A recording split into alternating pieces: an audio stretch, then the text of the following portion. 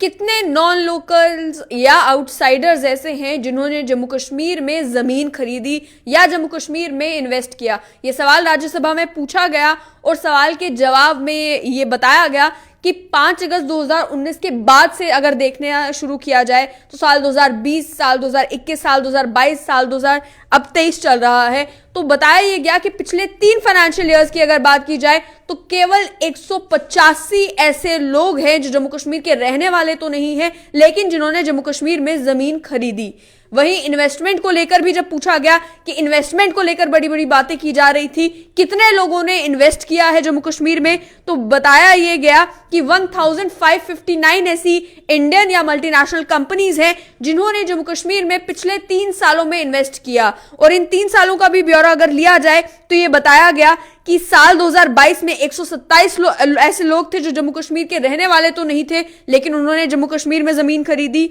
साल 2021 में यह नंबर 57 था और साल 2020 में केवल एक व्यक्ति था जिसने जम्मू कश्मीर में जमीन खरीदी थी। ये राज्यसभा में एक सवाल के जवाब में union MOS for home Nityanand Rai ने बताया। इसके साथ साथ में लद्दाख को लेकर भी सवाल ये पूछा गया था कि जम्मू कश्मीर को जिस समय यूनियन टेरिटरी बनाया गया उसी समय लद्दाख को भी यूनियन टेरिटरी बनाया गया। हालांकि जब जमीन के कानूनों में तब्दीली लाने की बात की गई या फिर डोमिसाइल का कानून लाने की बात की गई तो कानून जम्मू कश्मीर में अलग है और लद्दाख में अलग है। इसके चलते जब ये पूछा गया कि लद्दाख में बताएं कितनी इन्वेस्टमेंट आई है, लद्दाख में कितने लोगों ने जमीन खरीदी है, तो बताया गया कि ना किसी ने लद्दाख में जमीन खरीदी है, ना कोई इन्वेस्टमेंट पिछले 3 सालों में लद्दाख में आई है। जम्मू कश्मीर में भी अगर इन्वेस्टमेंट की बात की जाए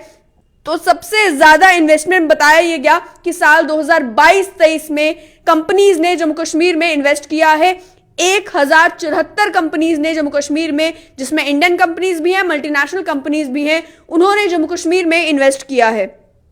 इसका नंबर साल 2020-21 फाइनेंशियल ईयर में 310 था और साल 2021-22 में 175 ऐसी इंडियन और मल्टीनेशनल कंपनीज थी जिन्होंने जम्मू कश्मीर में इन्वेस्ट किया था। इसी और साथ साथ अगर लद्दाख की बात की जाए तो इसी टाइम पीरियड में लद्दाख यूनियन टेरिटरी में किसी भी मल्टीनेशनल कंपनी ने या इंडियन कंपनी ने इन्वेस्ट नहीं किया था। ये जो फिगर्स शेयर किए गए हैं ये फिगर्स काफी सिग्निफिकेंट है। सिग्निफिकेंट इसलिए भी क्योंकि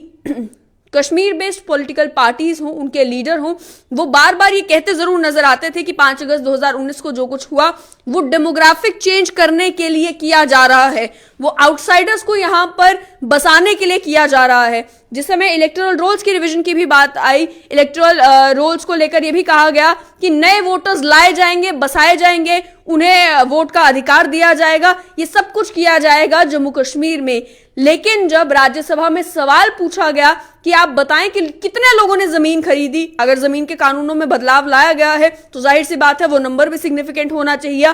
और साथ ही में इन्वेस्टमेंट कितनी हुई तो वो इन्वेस्टमेंट के फिगर्स भी आपके सामने है कि 185 लोग पिछले 3 सालों में ऐसे हैं जिन्होंने जम्मू कश्मीर में जमीन खरीदी है और जो ओरिजिनली जम्मू कश्मीर के रहने वाले नहीं हैं। और वहीं इन्वेस्टमेंट की अगर बात की जाए तो ये 1559 का जो फिगर बताया जा रहा है इसमें भी 1000 से ज्यादा इन्वेस्टमेंट्स केवल पिछले साल 2022 और साल 2023 इस फाइनेंशियल ईयर में हुई है। उससे पहले की अगर बात की जाए तो 100, 200, 700 के करीब इन्वेस्टमेंट जो है वो पर ईयर जम्मू कश्मीर में होती नजर आ रही थी।